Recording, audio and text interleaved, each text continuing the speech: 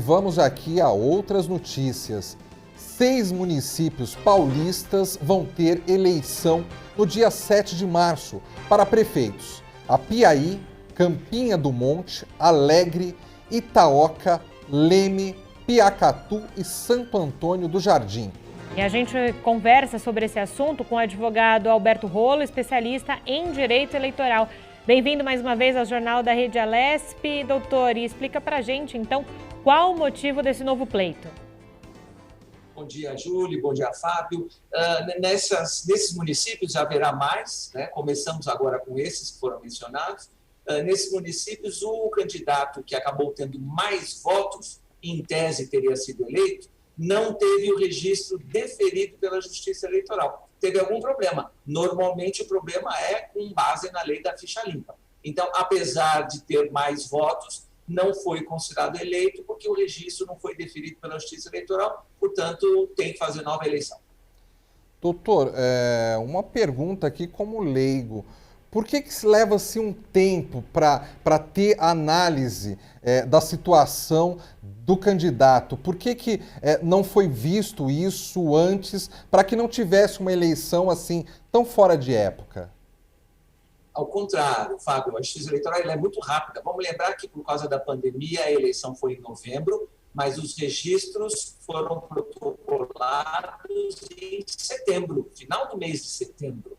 Então, a Justiça Eleitoral teve praticamente no final de setembro, outubro e até dia 15 de novembro, que foi o primeiro turno, foram menos de 60 dias. E a Justiça Eleitoral decidiu, já na primeira instância, e nesses municípios que você mencionou, já foi decidido até pelo tribunal, na segunda instância. Então, a Justiça Eleitoral fez o papel dela da forma mais rápida possível. Agora, vamos acrescentar um raciocínio. Para que isso não aconteça, o ideal seria que o registro fosse feito antes. O ministro Barroso, inclusive, sugeriu, chegou a falar disso, vamos fazer uma mudança na legislação eleitoral para fazer o processo de registro. O que é processo de registro, para todo mundo entender? É quando a Justiça Eleitoral examina as condições de elegibilidade e as inelegibilidades de cada candidato, são milhares, ou foram, né? Eleição municipal, foram milhares de candidatos no Brasil inteiro. A Justiça Eleitoral examina e diz, esse pode ser candidato, esse não pode. Com um curto espaço de tempo que a Justiça Eleitoral teve ano passado, ainda fez um trabalho bastante exitoso. Agora, voltando ao ministro Barroso, ele falou, então, em vez de a gente deixar para fazer isso próximo da eleição,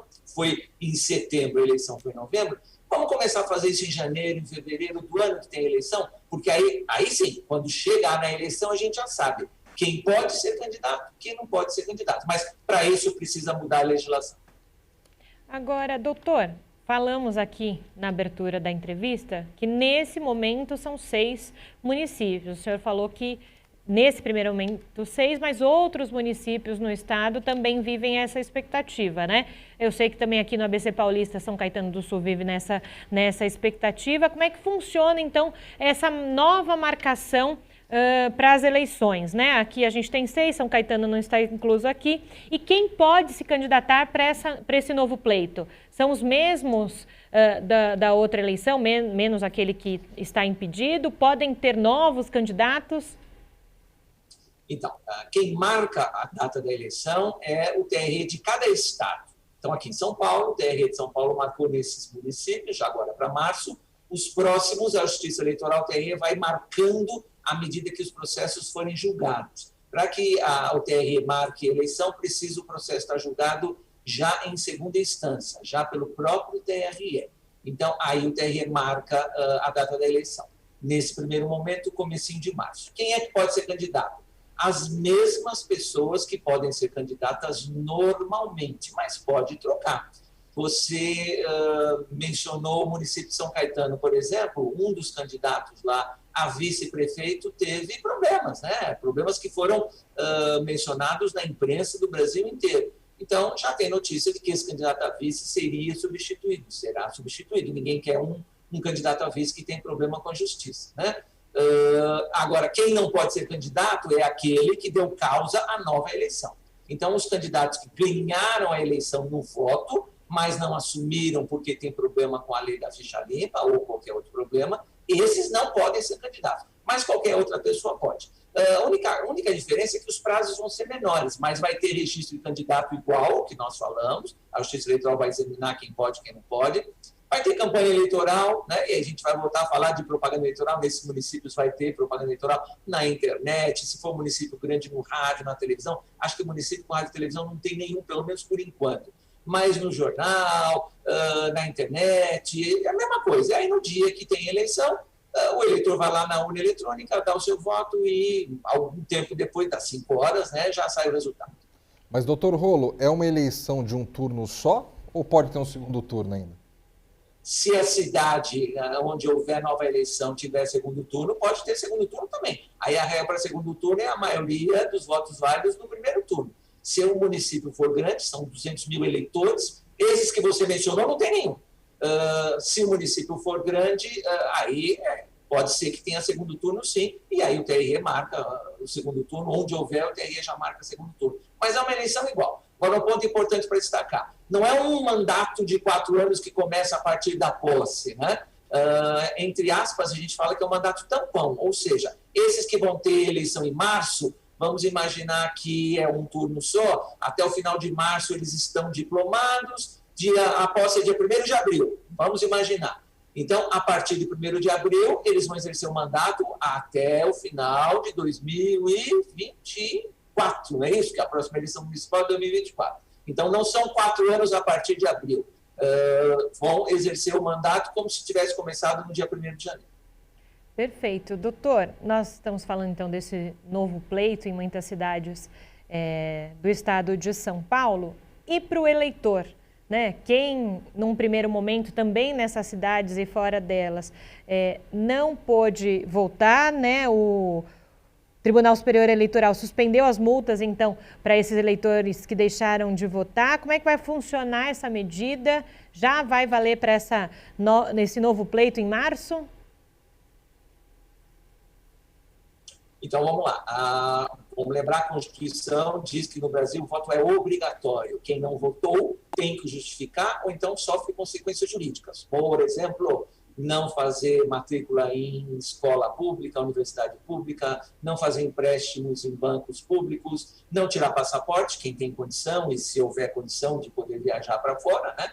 Então, tem uma série de restrições. O que o ministro Barroso fez, por enquanto foi uma decisão monocrática, ele vai submeter ao plenário a partir da semana que vem, que o TSE volta a funcionar, é suspender essas punições por conta da dificuldade que as pessoas podem ter tido ano passado para justificar. Porque quem não votou tem que justificar, mas se não justificou no dia da eleição, através do aplicativo, tem que juntar um documento. Pode justificar pela internet, eu podia, né? Agora só está faltando o prazo do segundo turno, podia justificar pela internet, ou ainda pode, mas tem que apresentar um documento, um atestado médico. Olha, eu não fui votar porque eu estava doente, ou eu não fui votar porque estava fora do município atendendo um compromisso. Quer dizer, então tem que juntar o documento. O que o ministro Barroso entendeu?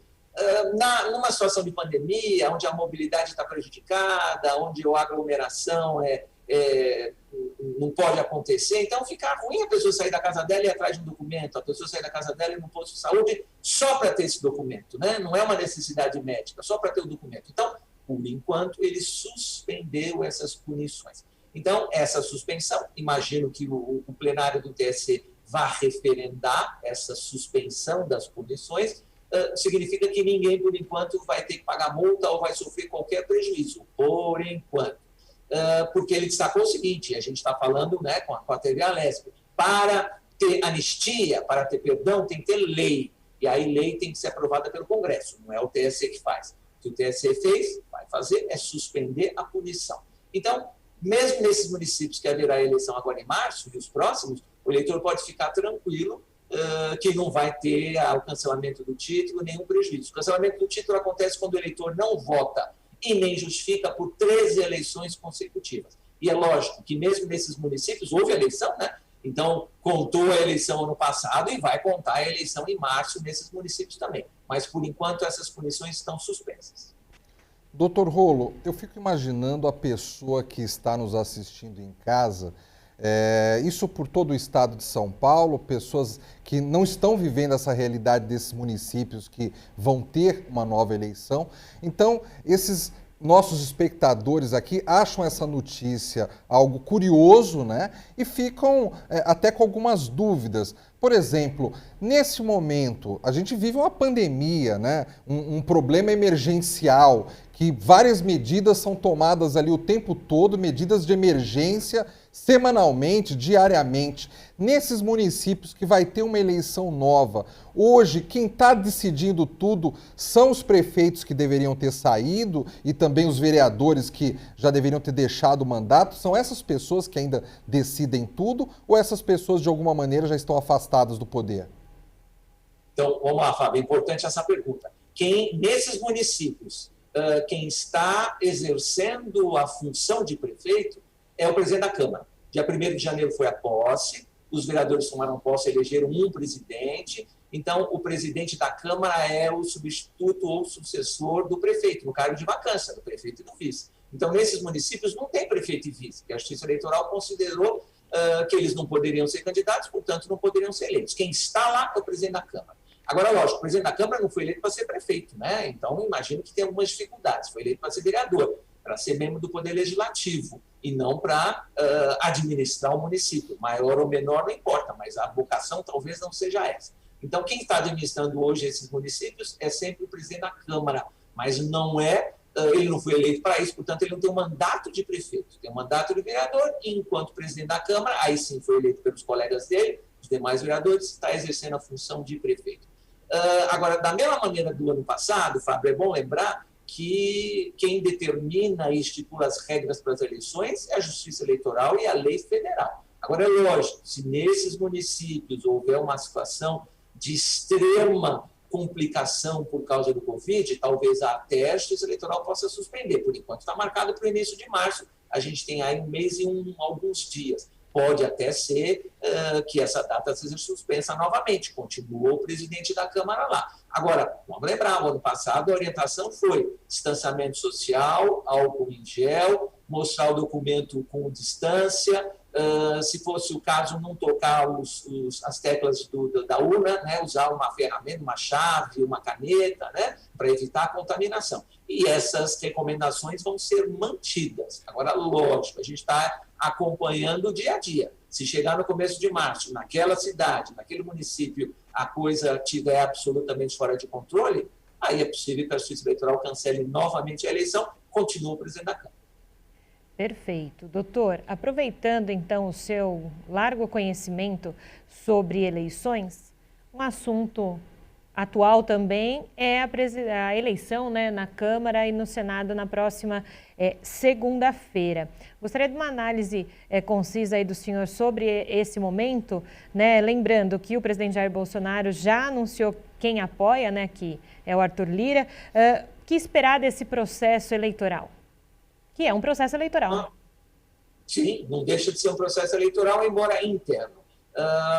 Eu acho que existe uma divisão bem clara entre dois grupos. Um grupo que tem o apoio do presidente Bolsonaro e provavelmente tem seus acordos políticos, né? Acordos legais, mesmo a história dos cargos, trocar cargo, né?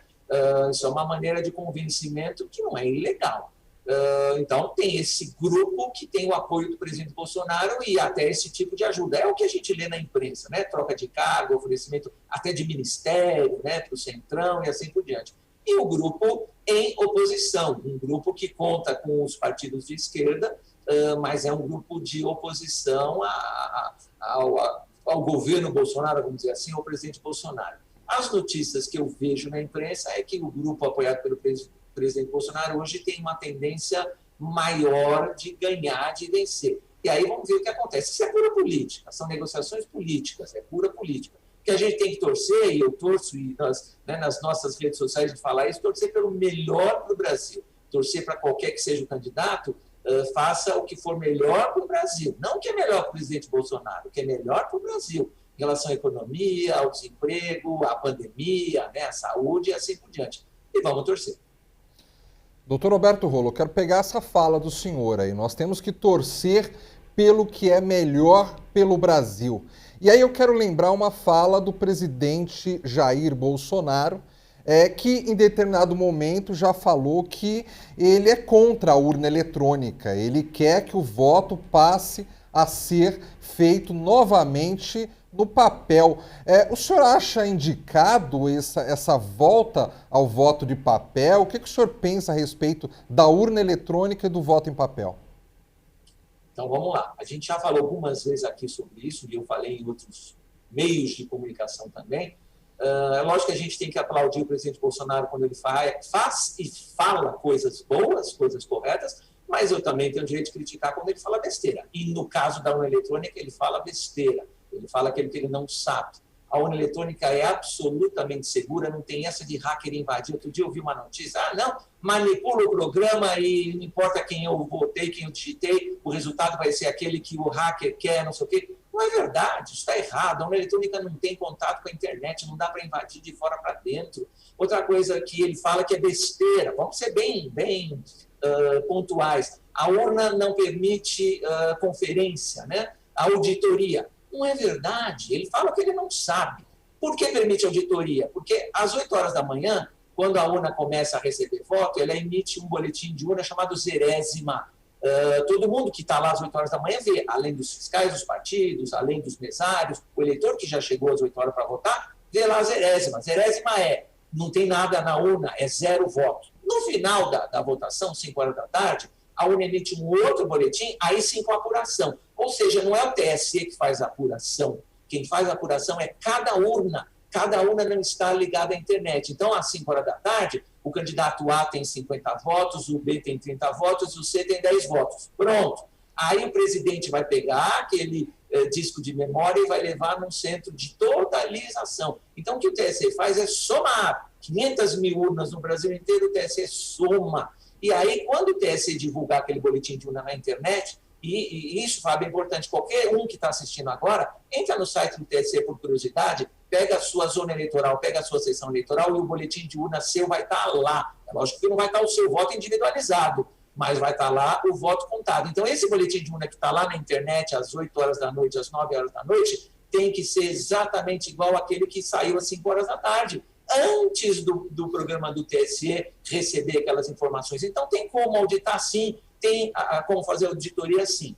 Outra coisa, só para terminar esse raciocínio, a urna eletrônica tem mais de 30 itens de segurança, 30. Se eventualmente falhar um, tem 29. Se falharem dois, tem 28. A urna eletrônica é 100% segura, confiável. O resto é besteira. Mas eu não sou programador, nem técnico informática, nem engenheiro eletrônico. É verdade. Mas eu fui estudar, eu assisti palestras, eu consultei profissionais dessas áreas que me explicaram como é que funciona para eu poder falar com tranquilidade, com absoluta tranquilidade e certeza de que o voto é seguro. Não tem essa, mas eu vi um vídeo da minha vizinha que tinha lá 10 votos e depois apareceu 0. Vídeo manipulado. Da mesma maneira que o pessoal manipula a foto para ficar mais bonito, manipula o boletim de urna para tirar onde está 10 e colocar 0. Isso é fake news. Então, pode ficar tranquilo que a urna é segura. Doutor Rolo, só que eu só quero mais um complemento aí na sua resposta, por gentileza. Porque verdade, não falei do voto em papel. Posso completar? Pode sim. Então vamos lá. Ainda assim, foi o que eu falei, às vezes o presidente Bolsonaro também fala coisas certas e faz coisas certas. Então, talvez, não 100%, mas talvez a gente acrescente mais um item de segurança. Em vez de ter 30, vamos fazer 31, só que não 100% do voto impresso. Vamos pegar um estatístico, um técnico, um cientista que estuda estatística e dizer, olha, em 500 mil urnas no Brasil, qual é o número cabalístico importante para a gente garantir que a urna é segura? 1%, 2%, 3%, não sei. É o técnico que vai dizer isso. E aí ele vai dizer, não, 3% a gente faz voto impresso e aí tem mais um item de segurança. Vamos pegar 3% das urnas e vamos imprimir o voto, e aí vamos bater o voto impresso com o voto apurado pela urna eletrônica. Mas 100% não. É gastar dinheiro à toa, é criar mais um foco de problema, porque a impressora é um equipamento, né? Pode dar problema. Então, não há necessidade. Agora, 2%, 3% não tem problema nenhum. Agora, doutor Rolo, embora o senhor dê toda essa explicação para a gente e seja bastante convincente que realmente nós podemos confiar 100% na urna eletrônica, só que ultimamente no Brasil tem se criado uma politização em tantos assuntos que não era para a gente ter dúvida e passa a população brasileira a ter dúvida diante da politização. O senhor não acha que pode vir a ocorrer isso novamente em relação à urna eletrônica? Com certeza, Fábio. E um dos candidatos, inclusive, que está aí disputando a eleição da mesa, da Câmara lá em Brasília, já falou que se ganhar, ele vai trazer esse assunto de volta para a pauta lá do Congresso. Eu só espero que os nossos congressistas não caiam nessa. Isso é fake news, isso é desinformação. Eu me lembro agora, recentemente, lá nos Estados Unidos, o candidato que perdeu falava que tinha sido roubado, com todas as vezes. Foi roubado, foi uma fraude. Mentira, ninguém apresentou prova, ele entrou com dezenas de processos, perdeu todos. Todas as autoridades lá nos Estados Unidos disseram que não houve fraude, que o processo lá foi, como sempre é feito nos últimos 200 anos, que lá atrás ele ganhou eleição assim, não reclamou. Eleitor morto votou, mentira.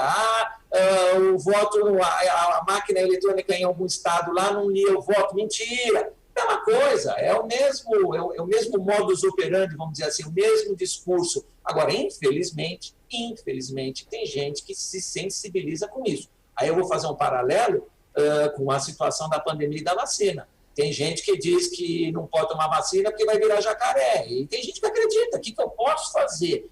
Os médicos dizem que não é nada disso. Eu acredito nos médicos e vou tomar vacina. Agora, tem gente que acredita que o hacker entra na urna eletrônica e troca os votos mesmo sem ter acesso à internet. O que a gente pode fazer? Acho que o papel da imprensa, o papel de alguém que tem um espaço, que ocupa de vez em quando, é mostrar o máximo possível que isso está errado, que isso é falácia, que isso é fake news e que a gente não pode acreditar. Perfeito, doutor Alberto Rolo. Muito obrigada pela sua entrevista e por esclarecer tão bem esse assunto para a gente. Muito obrigada. Eu agradeço, Júlia, mais uma vez. Fábio, um bom dia de trabalho para todo mundo que nos assiste. Para todos nós, doutor Rolo.